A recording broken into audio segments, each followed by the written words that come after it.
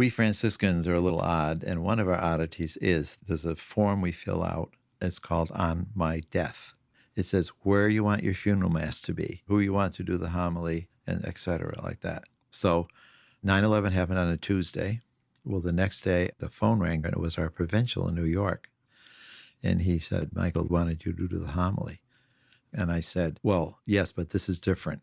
It should be someone with a little more import, so I think you should do it. And there was a long pause, and he said, but Michael wanted you. So, I mean, what are you going to say to that? Family and friends of Mychal Judge, good morning, everyone. I said to myself, when I see Michael, I'm going to kill him. I stand in front of you and honestly feel that the homilist at Mother Teresa's funeral had it easier than I do. There were 3,000 people at his funeral.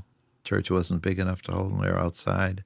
Bill Clinton was there, Hillary Clinton, all New York. And the moment arrived, I stood up and I reached in to get my glasses, and I couldn't get to the pocket because my vestment was covering them. Thank goodness I'd practiced it because I couldn't read it. He loved to bless people, and I mean physically, even if they didn't ask. A little old lady would come up to him, and he'd put his big, thick Irish hands and press the head till I think the poor woman would be crushed. Everyone thought that Mychal Judge was their best friend. He'd remember significant things in their life, and he would write a little note, just 1 or 2 lines. Of course, they'd write him back. So he had a big black satchel filled with letters to answer. He would say to me once in a while, Michael Duffy, he always called me by my full name, Michael Duffy, you know what I need? And I would get excited because it was hard to buy him a present or anything. I'd say, no, what? You know what I really need? No, what, Mike? Absolutely nothing.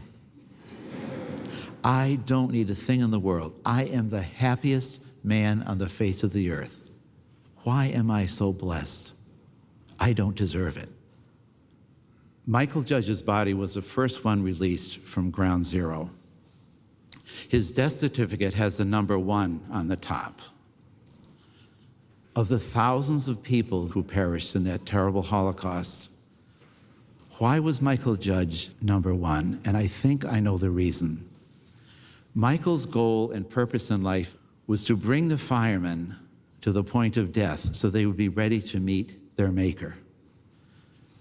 Mychal Judge could not have ministered to them all.